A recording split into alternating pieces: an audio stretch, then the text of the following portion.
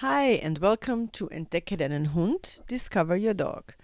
This is the right place if you want to find out more about your dog, if you want to know how you can see dogs differently and how to discover who they are, how they communicate, what they need, and why it is that we love to live with our dogs.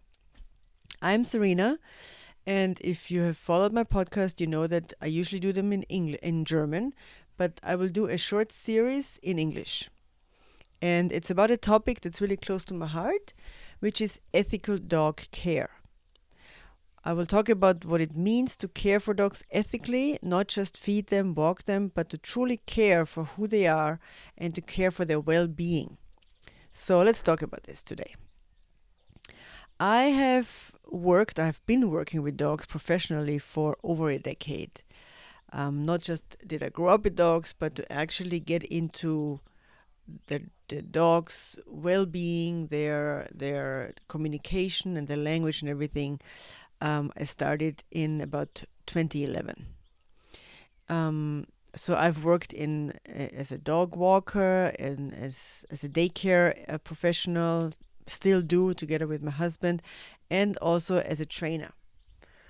As a trainer, and you know this, of course, I am focusing on nose work, on scent games, on sniffing, but also is mainly on communication and behavior. And so over the years, one thing became very clear to me, and the more I learn, it's becoming clearer and clearer, is that we do not need to train dogs. In fact, I've never done it. I always, even as a child, I remember thinking, I don't really care if my dog gives me his paw or sits or something. This was never really interesting to me to teach a dog tricks. But what we do need is to understand them. So for us, for me, for my husband and I, dog care is not about control. It's about safety, relationship, freedom, and respect for our dogs. Because I think we live in a world that still sees dogs a lot as kind of like being obedient companions, as animals that we have to manage, that we have to control, that we have to correct. So there's still this attitude often of that we know best, sort of thing. And there are situations where we do know better because it's a human world out there most of the time. But I don't see my dog as having to be obedient to me at all. For me, it's important that my dog can actually express and tell me how she feels and lets me know when she likes or doesn't like something. Because dogs are not machines, as we all know, of course. They're sensitive, they're social, they're emotional beings, and they deserve to be treated that way. Not just my own dogs, but all our dogs that we care for. So for me, it's ethical dog care means to say, okay, I see you, I respect your signals, your calming signals, your language, your communication, and I care about how you feel, and I care about your safety, and I want to make sure I support how you feel and support you to be safe. So, what is ethical care? And I have some key, basically points that I want to talk about briefly because I'm not just a dog trainer, as I said before. I also am a dog care expert, dog care professional. Together with my husband, we have a dog daycare center and have been doing this for over a decade now. And we first of all focus on the fact that dogs are social beings. So we don't use kennels, we don't use dog rooms or anything. And even in the past, when we did more dog boarding, also, we don't do this anymore so much. But in the past, we had a bigger place and we had more space available. The boarding still always meant dogs are always with us. So they sleep where we sleep, or they choose another room if they like to, but they always have the option. Our concept is always we are all, and I want to say family, of course, in quotation marks, but we are a group, we're a team. We all get to know each other. We treat each other with respect, and we belong together.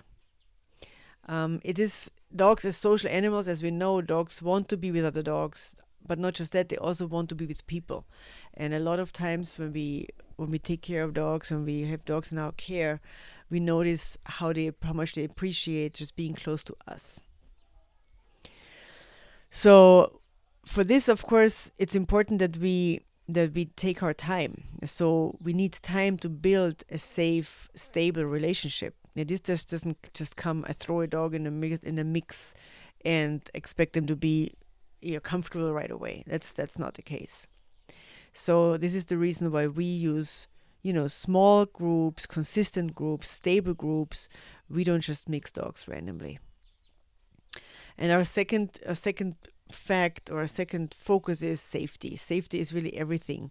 For dogs, for us, safety always is a priority. Not just physical safety, but also emotional safety. Dogs need to feel that they can trust their environment, that they can trust the other dogs, and most of all, they have to feel that they can trust us, the humans that they are with. Because at the end of the day, they know that we are the ones um, standing by, helping out, supporting if they need us. So it's not about, correcting or telling them what to do at all. It is about management, of course, but it's without pressure. There's no yelling. There's yeah, it's just simply explaining and telling them what's okay and what's not. But they understand very quickly because dogs want to have a peaceful environment anyway. So we observe, we adjust, and we let dogs be dogs most of the time, and we will help out and support where support is needed. And our third important fact is, or focus is, the respect for the calming signals or the dog language.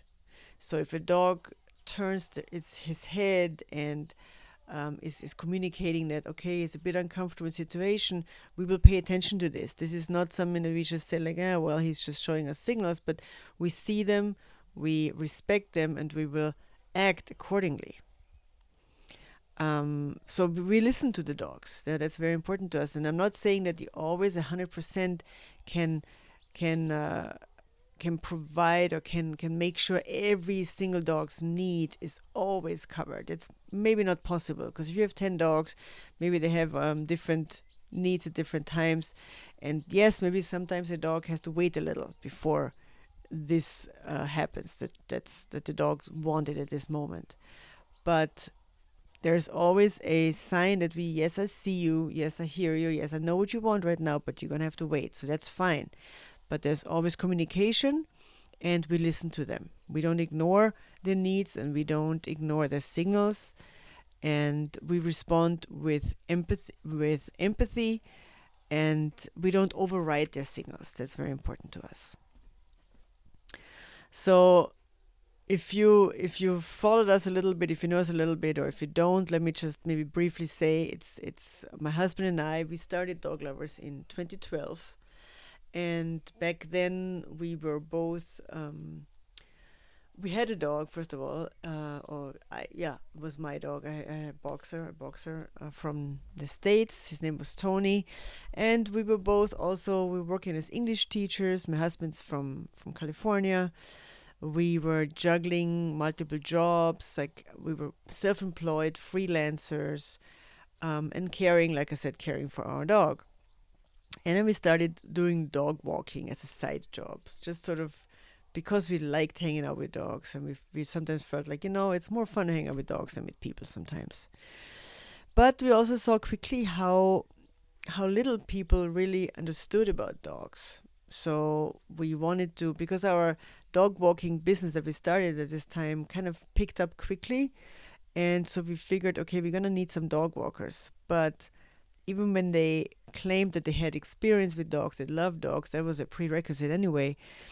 But we also found out quickly that it's not enough to just say, I love dogs, yeah, and have experience with one dog.